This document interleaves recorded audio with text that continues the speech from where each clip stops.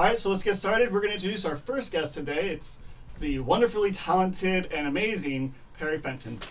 Welcome to the podcast. Wow, wonderfully talented and amazing. Thank you so much. I feel very honored. Of course, it's always good to have you here. So, first thing we're going to talk about is, for those who do not know Ray Bradbury's Something Wicked This Way Comes, can you give us a quick summary of it? Try to keep out any spoilers, because people are going to be watching this or listening to this, and they're going to want to read it. So without spoilers, what do you think is kind of the summary of the story? Well, I would say that Something Wicked This Way Comes is definitely a doozy of a book. We'll start with a quick summary. Our two main protagonists, Will and Jim, see flyers for the opening of Cougar and Dark's Pandemonium show, and a traveling salesman offers Jim a weather vane. Next up, Jim and Will see Mrs. Foley, who is a well-known woman around the town, in a mirror maze. She's their teacher, right? Yes. They decide to stay after the circus closes, and they see a merry-go-round that spins backwards and forwards in time, turning the rider young and old, respectively.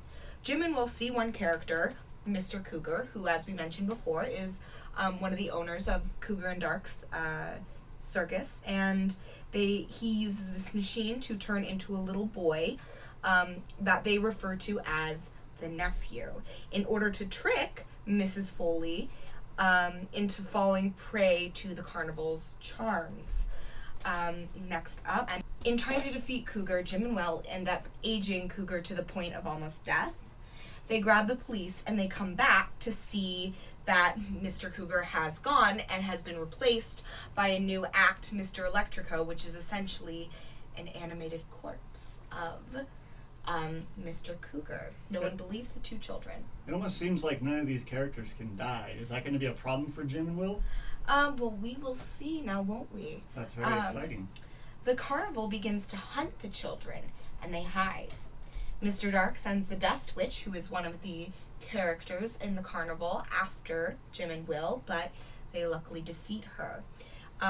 Will and Jim hide in a grate, and that's where we see the allusions to Stephen King's It, while the carnival searches for them, and then they convene at the library to learn the true intentions of the circus. And is there any other people that kind of support Jim and Will throughout all of this? Because it seems like these two young boys taking on a circus might be a little too much. Well, it's funny that you mention it. Actually, Will's father, who is thought of as fairly old throughout the book, actually has a 180 around midway through the storyline, in which he begins to believe Will and Jim and actually does research on the carnival in order to further help and make aware of the situation to Will and Jim.